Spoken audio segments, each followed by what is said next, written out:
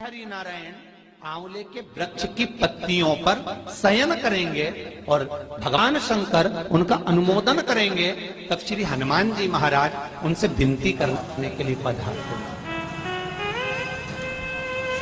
33 कोटि देवता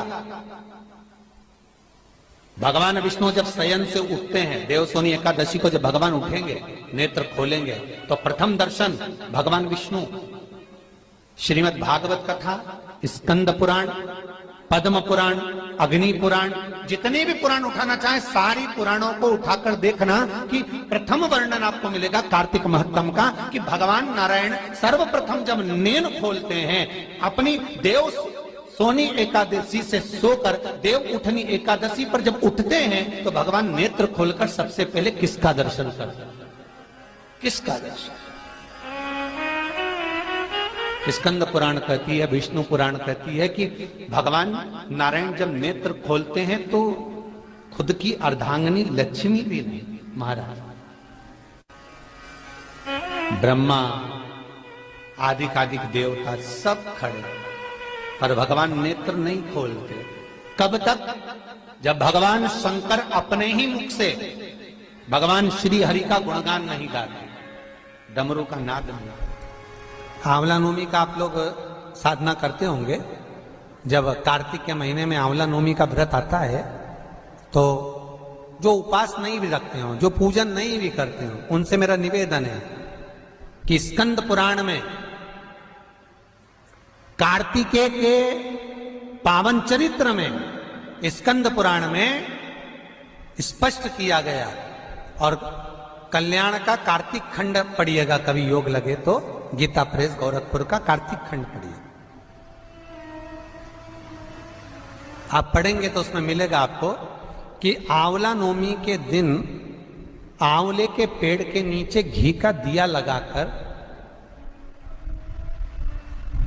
मध्याह्न से पहले, दोपहर के 12 बजे से पहले आंवले के पेड़ के नीचे आंवला नवमी के दिन कार्तिक के महीने में स्कंद पुराण कहती है, जो घी का दिया लगाकर पूजन कर कर अपना पल्लू पसार कर आंवले के वृक्ष की डाली में से उस पे लगी हुई थोड़ी सी छाल को अपने अंगूठे और चीटी उंगली से अपने पल्लू में गिराकर ले जाकर लाल कपड़े में हल्दी के साथ अपनी तिजोरी में, अलमारी में रख लेता है। उसके घर में कभी बरकत की कमी नहीं होती, उसके घर में कभी संपदा की कमी नहीं होती, उसके घर में धन, वैभव, सत्ता बढ़ती है, बढ़ती है। आंवला नवमी की कथा में प्रसंग आता है। आंवला नवमी का पूजन आपको करना आता है। व्रत करने वाली माताएं व्रत करती है, आंवले के पेड़ के नीचे जाकर पूजन करना, भोजन करना, आंवले का वृक्ष की छाया में बैठना,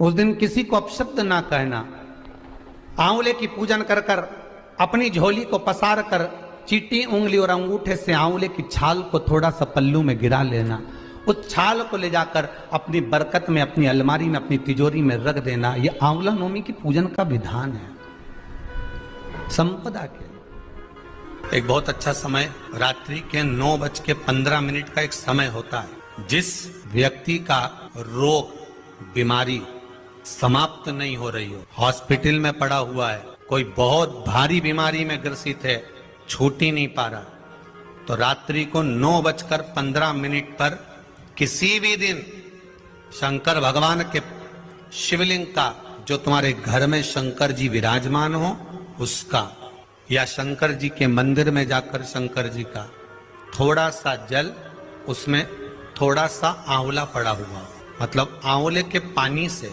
शंकर का अभिषेक पूजन कर लीजिए। उसका नाम लेकर कर लो जो रोग से ग्रसित हो। 1 दिन, 2 दिन, 3 दिन करोगे, वो हॉस्पिटल से छुट्टी करके आ जाएगा, उसका रोग समाप्त